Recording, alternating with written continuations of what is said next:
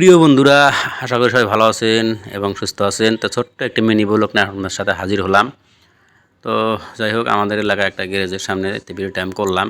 তো অনেক সময় দেখার পরে আমার মনে হলো যে কত কষ্ট করে একটা টায়ার যখন খোলা হয়, লাগানো হয়, একটা খালাসি বা হ্যান্ডিম্যান তাদের কত কষ্ট হয়, এবং একসময় তারা ড্রাইভার হয় ধৈর্য থাকলে।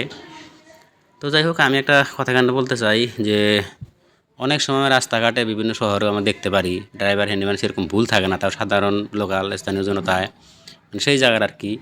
তো তাদের সাধারণ ভুল বা না থাকলেও যে ব্যবহারটা করে সে সময় কিন্তু তাদের মনটা খুব ছোট হয়ে যায়, এবং অনেক বন্ধুবান্ধবরা আমাকে বলেও, ইস গাড়িতে থাকলে তো এরকম দেখ, এখানে ভুলটা না থাকলেও তারপরও নিজেকে গালি শুনতে হয়।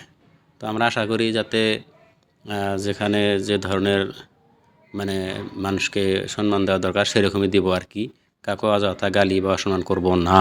আর অন্যদিকে আমরা এটাও খেয়াল রাখবো যে আমরা যারা ড্রাইভার আছি বা গাড়ি চালক আছি, আমরাও যেন ভিড় দেখে বা রাস্তাটা যাতে আমরা কাউকে অবজ্ঞা করে বা ওইরকম পাল্লাপাল্লি করে বা কোনো জায়গায় অযথা হরেন দিয়ে বা ছোট গাড়ি বা কিছু আম মানুষ মানে রাস্তার আশেপাশে চলে তাদেরকেও দেখে আমরা যাতে সেভ করে চালাতে পারি, বা ট্রাফিকের যে সুন্দর রুলগুলো আছে যাতে আমরা সবাই সেগুলো মেনেই গাড়ি চালাইতে পারি, এটাও আমাদের লক্ষ্য রাখতে হবে।